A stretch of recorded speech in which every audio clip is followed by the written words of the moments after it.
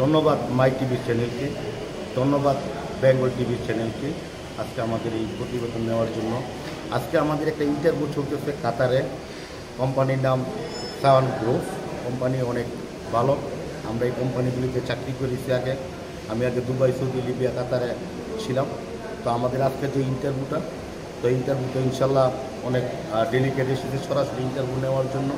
তো আজকে আমি অনেক ব্যস্ততার মধ্যে দুই চারটা কথা বলবো।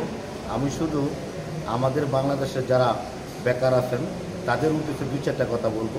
যারা বেকার আছেন তারা আমাদের পার্শ্ববর্তী আমাদের ট্রেনিং সেন্টার আছে, এখানে যেন তারা ভালো মতো কাজ শিক্ষা কাজের মাধ্যমে যেন ইন্টারভিউতে সিলেকশন হয়ে বিভিন্ন দেশে যেতে পারে। দেখা গেল কি কাজ শিক্ষা যদি বিদেশ যায় তাহলে 100% একটা লেবার থেকে একটা জেনারেল ওয়ার্কার থেকে 4 গুণ স্যালারি বেশি পাবে। এক্সাম্পল, যদি একটা লোক সৌদিতে যায় একটা লেবার, সে 1000 থেকে 1200 রিয়াল বেতন হবে। যদি সে ওয়েল্ডার, পাইপ ফিটার, তারা কাজ শিখে একটা ট্রেড নিয়ে যায়, তাদের বেতনটা হবে 2500 থেকে 2200 টাকার মতো তাদের স্যালারিটা আসবে। তো 2 গুণ 3 গুণ স্যালারিটা পাবে। এর জন্য করতে হবে আমাদের পার্শ্ববর্তী আমাদের ট্রেনিং সেন্টারগুলি আছে, আইসা তারা যেন ট্রেনিং নিয়ে কাজ শিক্ষা ইন্টারভিউর মাধ্যমে সিলেকশন হয়ে যেন দেশের বাইরে যায়। আসলে আমি নিজে একজন রেমিডিয়াল যোদ্ধা। আমি অনেক দেশে ছিলাম, তো অনেক মানুষের সাথে আমার সুসম্পর্ক ছিল। ইতিমধ্যে পলাশ আরও 2-4টা ট্রেনিং সেন্টার, আমি একসময় আমার ট্রেনিং সেন্টার পূর্বে আমি আরও 2-3টা ট্রেনিং সেন্টার আমি পরিচালনা করতাম। তো সব মিলে এই সবাই একটা পরিচিত লাভ করছি এবং আমাদের হাজার হাজার লোক কাজ শিক্ষা ইনশাল্লাহ বিভিন্ন দেশে গেছে। এইভাবেই নাম চলতে চলতে অনলাইনে ফেসবুকে মানে হয়ে গেছে আর কি। আরেকটা বিষয় হচ্ছে আমরা জানি অনেক সময় অনেক আশ্চর্য, অ্যাকচুয়ালি আমাদের বিগত 10 বছরের ভিতরে সমস্যা হয় নাই, হয়েছ।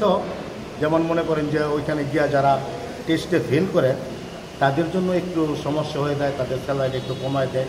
কারণ তারা যাওয়ার সময় যে ডেলিকেট বায়াররা এখানে ইন্টারভিউ নেয়, তারা বইলা যায় যে তোমরা যদি গিয়ে ভালো কাজ করতে পারো তাহলে প্রপারলি তোমার স্যালারি পাইবে।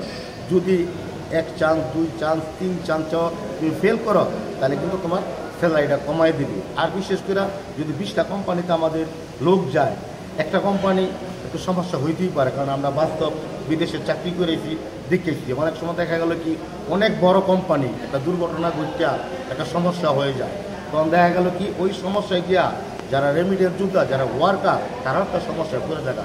তবে আমি বিনীত অনুরোধ করব, যারা আমরা ট্রেনিং সেন্টারের মালিকরা আছি সবাই যেন দেখা গেল কি একটা গরিব ছেলে বিদেশ গিয়ে আসছে, এলা কোম্পানির দোষে হোক, নিজের দোষে হোক, আমাদের দোষে হোক, যদি কোনো ক্ষতিগ্রস্ত হয় সেটা যেন আমরা নিজেরা আবার তাকে নতুন করে তারা দেশে আইনা যেন ভালো একটা কোম্পানিকে আবার কাজ শিখা বিদেশ পাঠায় দিলে দেখা গেলো কি তার এই সমস্যাটা থাকবে না।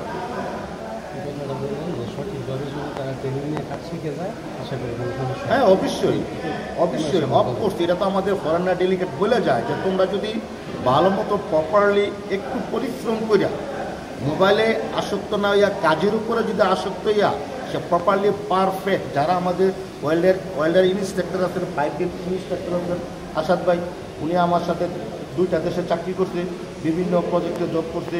বাংলাদেশ ইউরিয়া ফার্টিলাইজার সিটি, উনি পাইপিং যে একজন সুপারভাইজার দায়িত্বে ছিল।